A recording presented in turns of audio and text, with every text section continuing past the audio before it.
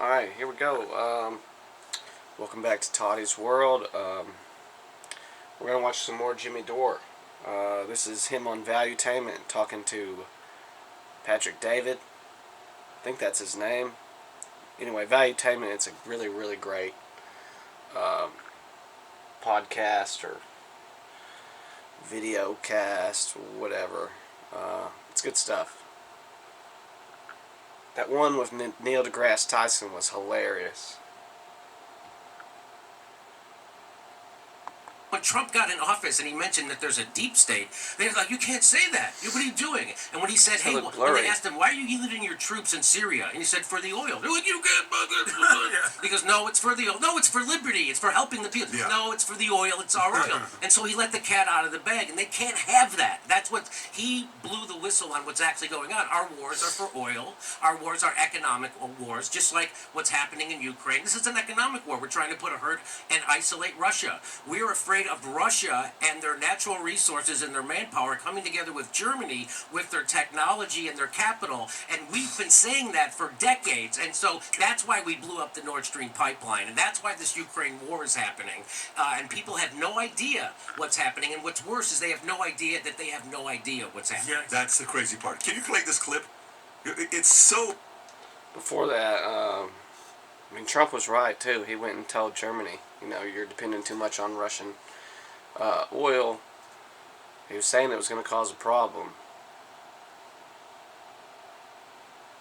Oh, when you watch this, who's this, Anthony the guy Blinken? that's asking the questions is so Blinken? calm and poised, and he gets rattled. Watch this.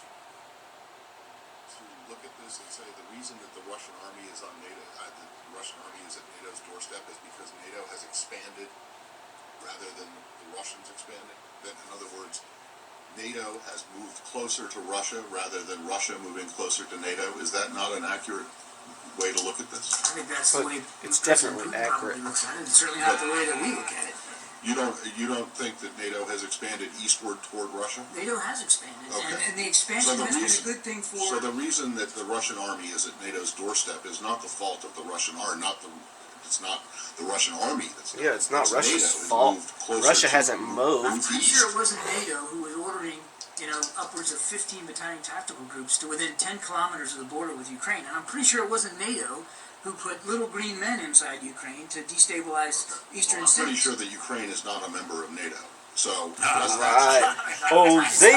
But I'm pretty sure the movement by Russia is Russia's decision. If NATO has moved east, no, it's Russia's decision because NATO expansion. NATO is not an anti. Go ahead, call me a potent apologist. Watch this. Call me. For 50 years, it was an anti-Soviet alliance. So if you not understand it, if you not understand how this guy wants World War III. He wants to destroy us all. It as a threat, and the fact that it keeps getting closer to their border, while their troops, the places where their troops are, you say their troops are, and may have been in Ukraine and Georgia, are not NATO. I'm not going to pretend to know what goes in President Putin's mind or Russian military commanders. I barely got a history degree at the University of South Florida. So shut your fucking mouth. Is that NATO is a defensive alliance. It remains a defensive alliance. Fair enough, but it has moved east. Correct. That's just the fact. It has expanded, absolutely. Right, exactly. After they promised Russia no expansion, they promised. And we've been saying that throughout the last 15 years, man. You're moving closer to Russia. You're blaming the Russians for being close to NATO. No. That's exactly what Hegel's We're blaming the Russians for violating the territorial integrity of Ukraine and destabilizing the security situation inside Europe. Which is not. What about our territorial integrity on the southern border? What about it? Makes me happier than when you actually see a really good reporter that has the balls to do stuff like that and isn't silenced because they're scared about losing their job. I love things like that. But that's a guy named Matt Lee, that journalist. Matt Lee. What are your thoughts when you see that? Well, it's obvious that they don't want you to know the real history. They don't want you to know that when Germany was allowed to reunify, the promise from NATO to Russia was that we won't expand NATO. And then, of course, it did. I think there's 13 or something more countries that they put into NATO. And now they wanted to put Ukraine into NATO or threaten to do that. That would be like... It's the reverse of the Cuban Missile Crisis from the 60s, okay? Russia wanted to put some shit in Cuba. It's the same thing that we're doing now. Exactly the same. The problem is Ukraine is full of corruption and money laundering, and they're just basically the deep state. The deep state moved in and took over Ukraine. 2014, put in Zelensky. Look into that color revolution.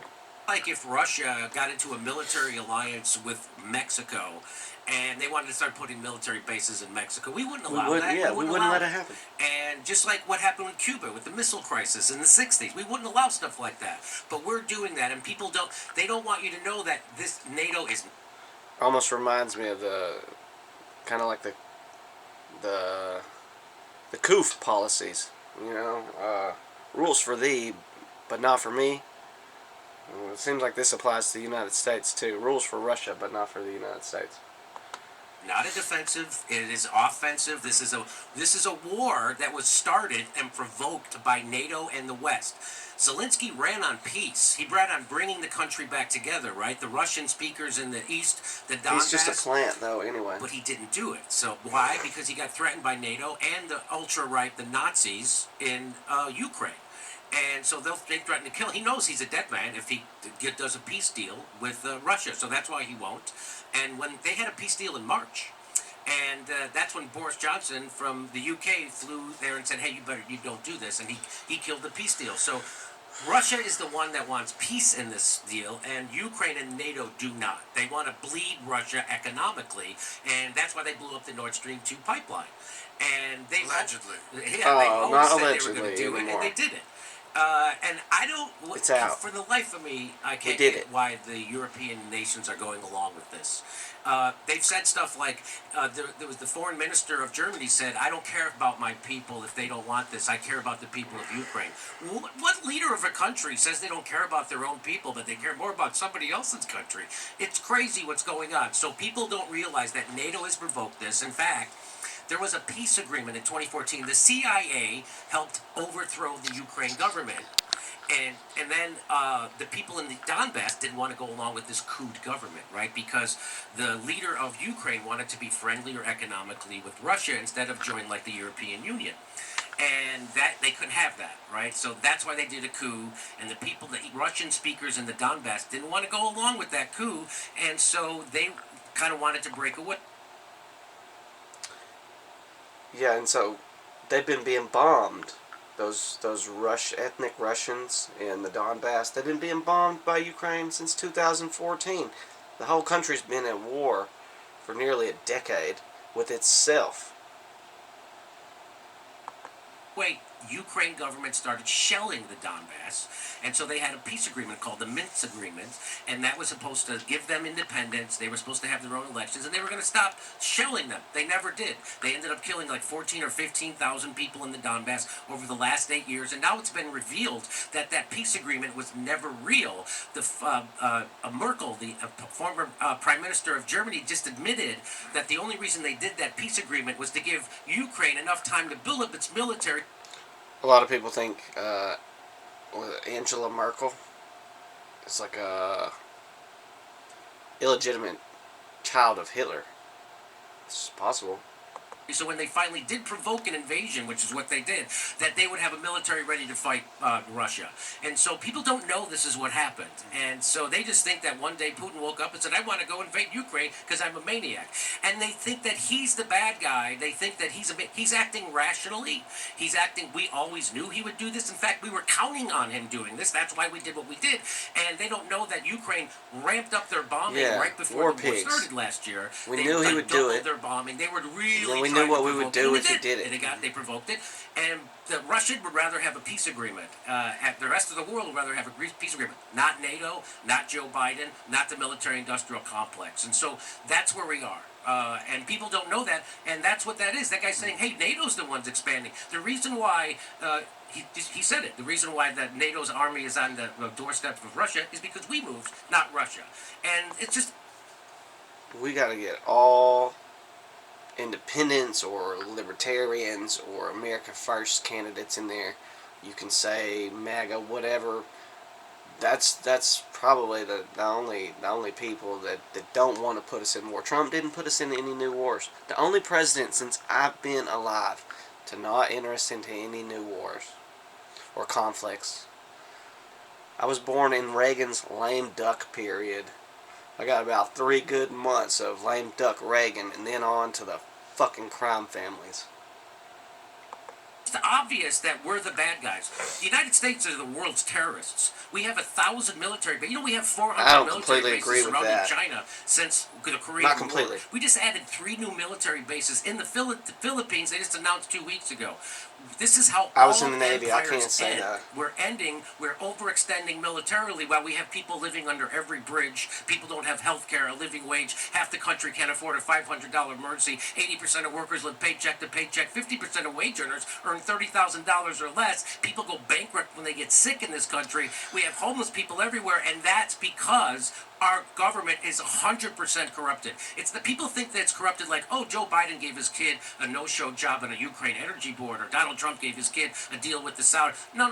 That's regular corruption. I'm talking about 100%. Everything the government does, it only does it because of corruption, and that's the only way the wheels get greased is through corruption. That's why we can send $100 billion to Ukraine without any oversight, and we still won't send it to our own cities to fix our homelessness or our bridges that those homeless people are living under. 'Cause that doesn't They won't fix benefit their own them. goddamn country. So people don't realize Kickbacks. that this is pretty much a banana republic. We're at the end. This is the end of this empire. We're basically Brazil with a couple of big cities that are keeping it afloat. You think so? Yeah. You believe that? Yes. Yeah. Well, when half the country can't afford a $500, this is what I like to say. What do you call a system that takes the richest country the face of the earth has ever seen and renders half of its population poor and low income? You call that a failed system. And that's where we're living in, and people think we're going to be able to vote our way out of this. What we have to do is get people in the streets. So when someone like AOC has 13 million Twitter followers,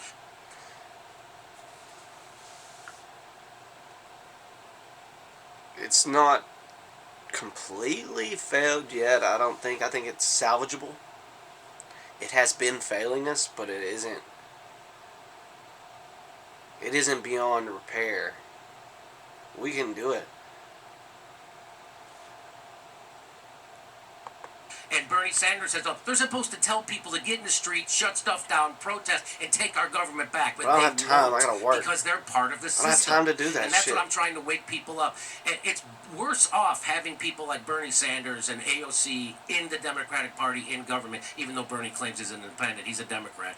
And why is it worse? Because it gives people the false impression that there's somebody actually fighting for you in government, and there isn't. So And okay. the only way you can have change, you get people into the streets, is when they lose faith in the system.